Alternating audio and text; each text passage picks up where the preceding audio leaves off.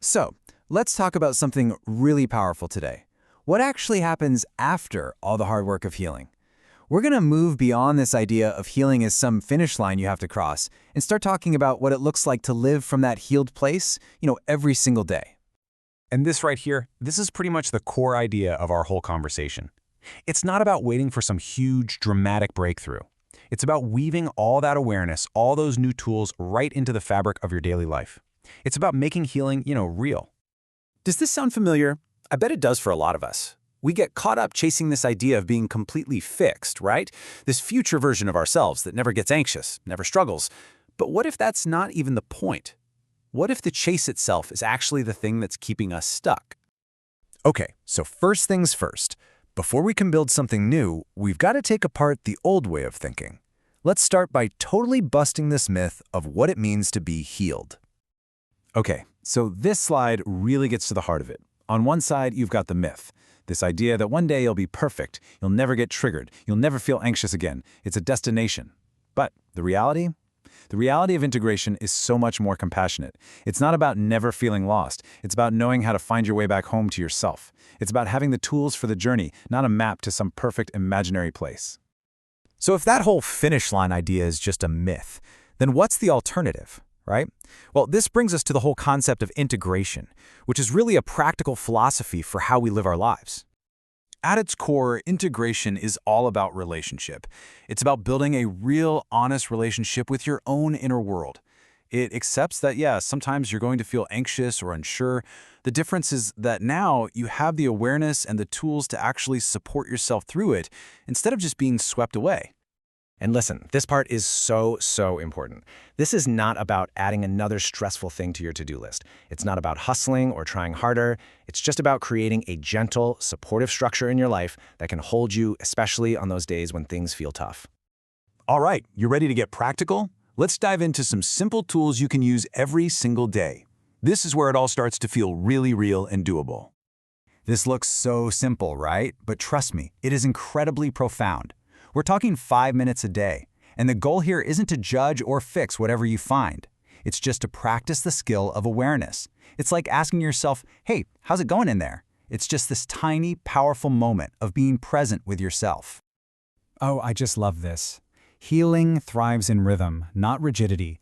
It just lets us all off the hook, You don't need some perfect 2-hour morning routine that you're just going to fail at anyway. What you need is a gentle rhythm. And it can look a little something like this.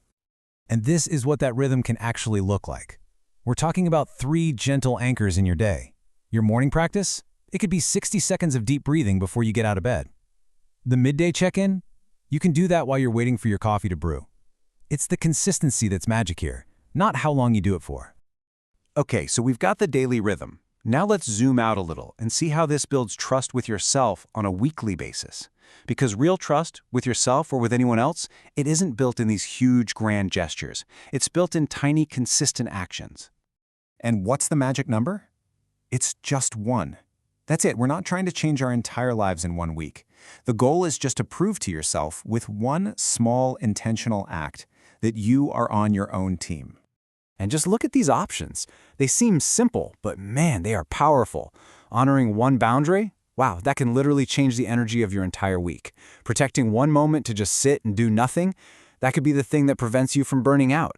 These small acts are the real building blocks of deep, lasting trust in yourself.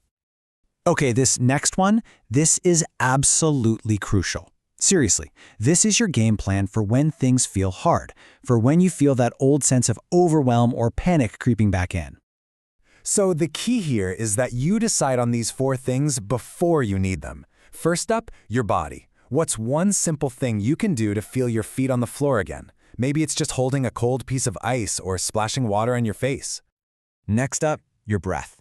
It's probably the most powerful and portable tool you have. What's your go-to? A simple box breath? Just a long, slow exhale? Decide now, so you don't even have to think about it in the moment. And then, what about your mind? When it starts spinning out, what's that 1 simple truth you can hang on to? Something really believable like, this feeling is temporary, or I am safe right now. And last but not least, connection. Who's that 1 person you can text or call, maybe not even to talk about it, but just to feel connected?